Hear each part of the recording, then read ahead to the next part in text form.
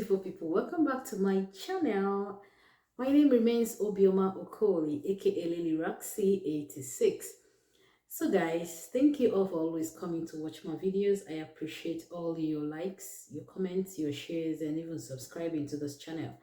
Thank you for those that are still watching me and not yet a member of this family. Go ahead and click on the subscribe button so you join us. Go ahead and give us your likes. Go ahead and share this video if this is a content that you like. So I'm still going to continue on the series we talked about. So today we're going to talk about how money influences marriages. Guys, usually people say money is the root of all evil, but money is very important. You need money for security, right? You need money for financial stability. You need money to help people around you. You need money to feel, a lot of people need money to feel power. So we need money for security and all that. So we need money for a lot of things, right?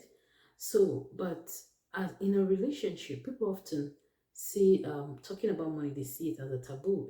In fact, if you're beginning a marriage or relationship, some persons when you start to talk about money or how to deal with money in your marriage, some people see it as you being materialistic. But believe me, girl, it is very important. The reason you want to talk about money is because you want to have a plan. You want to know how things is going to be working in terms financially in your home. This is the reason a lot of people have different spending habits. A lot of people deal with money different. A lot of people understand, have a perception about how money should be handled in a home. Example, I'm going to use myself. When I was getting married, I used to have this perception that my money belongs to me, but my husband's money belongs to the family. That is my perception growing up in an African home, right? But when I came to Canada, I got to know that people work together and then they pay bills together. You don't just work and then store your own money and allow your hobby or your spouse to do the spending, vice versa. So a lot of people have different perception about how money things work, which is why it's so important for husband and wife to sit down and then make decisions. Most people go into joint accounts, right? Why others prefer a separate account. The thing is, each of them depends on people involved in the relationship. Some persons, they prefer the joint account for a lot of reasons, while some persons prefer the separate for other reasons. But the thing with being in a joint account, it can work very well for the couple if they're both responsible adults and matured financially. This is why I'm saying this. Some of us naturally we like to save, right? Why some of us naturally we like to spend money, we like to buy whatever we see on the internet, we like to look good, we like to spend money on a lot of things that our spouse might deem unnecessary, but to us, those things are important. So it becomes an issue when you're having a joint account.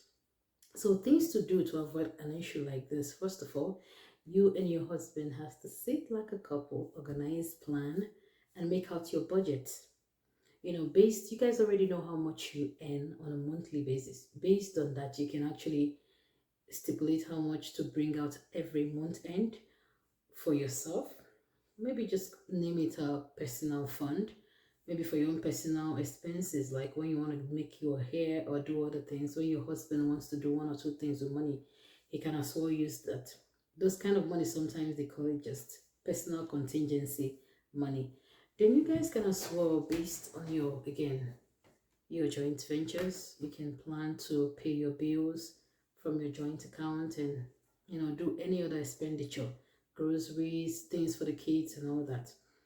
So this way you guys have a plan of how money should be taken from the account.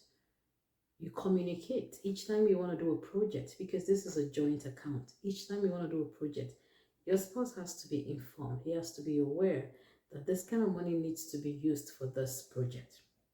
So if you guys have this understanding, believe me, it's going to work well in a joint account. The problem people have in joint account is that one partner, sometimes some partners are selfish when it comes to spending. They spend, they buy things, they do this and they do that. And then the spouse do the same spending and then they complain about it. That is what a lot, like I've listened to few women to say, oh, my husband, he spends on this, he buys this, even the things we don't need. But each time I go to get things for myself, he's always complaining. So that becomes a problem because one is now one-sided. And when it's one-sided, the other person begin to get what? Resentment. Then again, some people enjoy doing things separately. They just want, you know what, they sit down and then they said, oh, you're going to pay for this, and I'm going to be paying for that and that. And they have the understanding and it works well for them. So, then another thing I want to talk about. So, um, there's this thing that I don't want to put up the video because I don't know if YouTube, if it's something that YouTube is going to allow or not. But there's this trend that happened. There was a time in Texas, a lot of men were actually killing their wives in Texas. I think, yeah, Texas in the United States of America. And most of the wives are nurses. So when I try to actually view a lot of the videos, when I actually read about them, it's all boiled down to money. And there was this particular video that I watched where the man shot his wife and he was lamenting. He was, talking about what happened and why he killed his wife. And then initially he was saying how the woman does not allow him to spend money on his family. I felt bad for him when I started listening. But towards the end of the video, he now said, you stopped giving me my check, which I think that was the main bone of contention, right? Because he said she stopped giving him her check. So this is what I want to say. Most of us, especially Nigerian men, we go back to Africa, we get married, then we bring our wife over to the United States, and then we train them in the nursing school or university, having in mind that when they finish their school, they're going to start working, and then they, of course, pay back.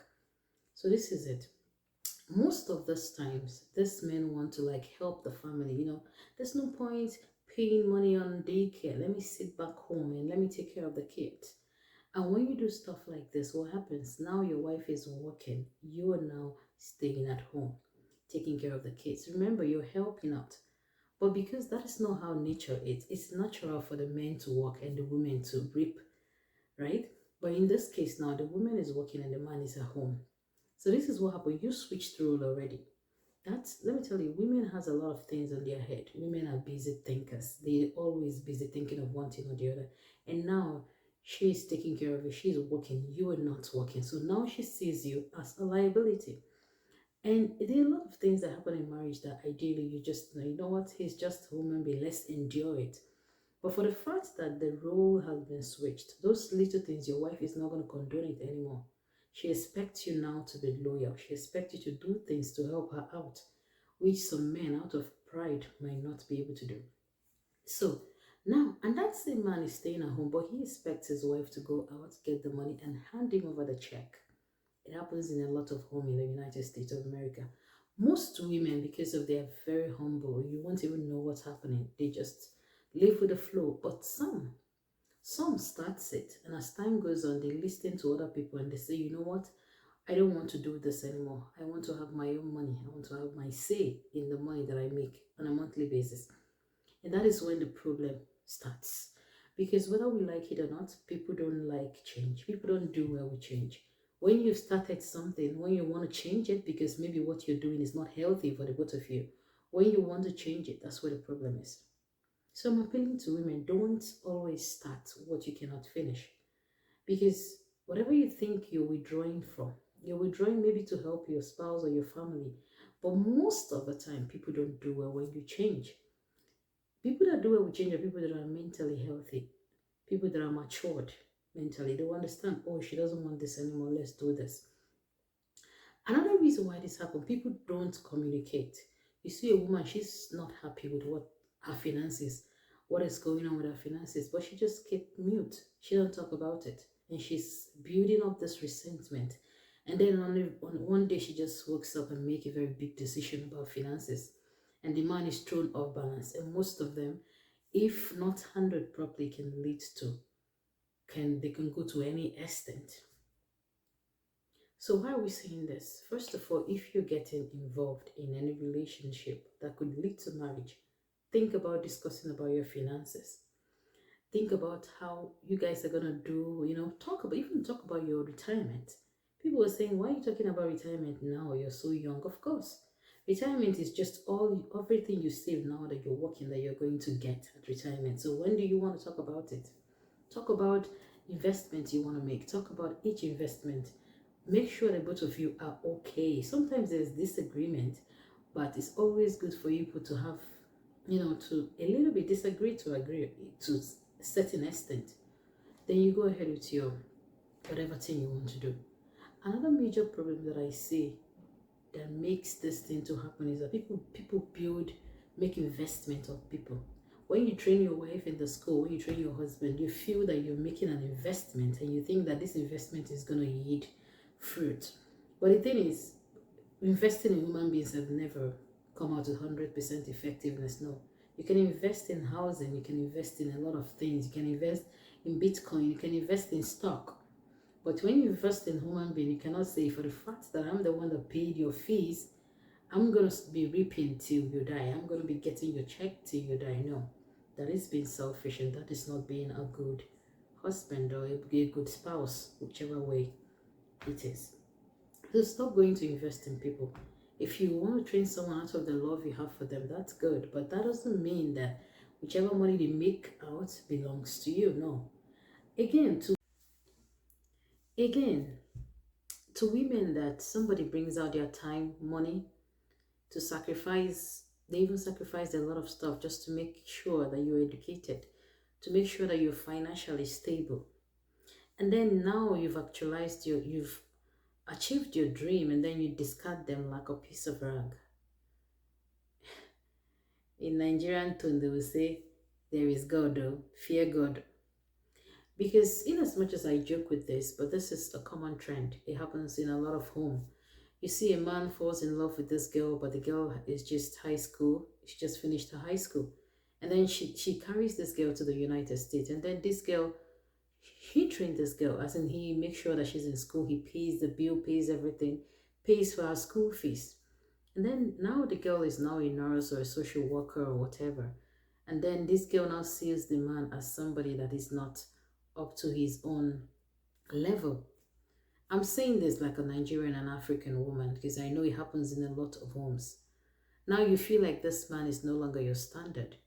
You feel like a demigod in your house. Why? Because you bring more money than he does. I need you to have a rethink. Marriage is all about partnership. And if you're in a partnership with somebody, you want to do your best to make sure that your business gets to the permanent side, according to our people. So you want to put in your best. You want to make sure that that venture, that business venture that you guys are partnership in has the best. And that is why men do this. But if you're a man, please stop doing that. Stop going to bring women and training them and then hoping for the best. And then at the end of the day, you get disappointed. And then you think of killing someone's daughter. No matter what, you can walk away of the walk out of the relationship. Why would you want to kill someone for finance, for money? It doesn't matter how much heart you have. If you don't want to go for therapy, if you think your marriage it cannot be salvaged, just walk out of it. You don't need to pull a gun and kill your children's mom or your children's dad over money. So let's not go deep into this. Let's all be, considerate. Let's all be. A lot of women do this and they're humble to a fault. You won't even find out. But for those that are so proud, immediately they begins to get money. The more money they get, the more problems they bring to the homes. That is the problem. So guys, I'm going to stop here so we don't make this video too long.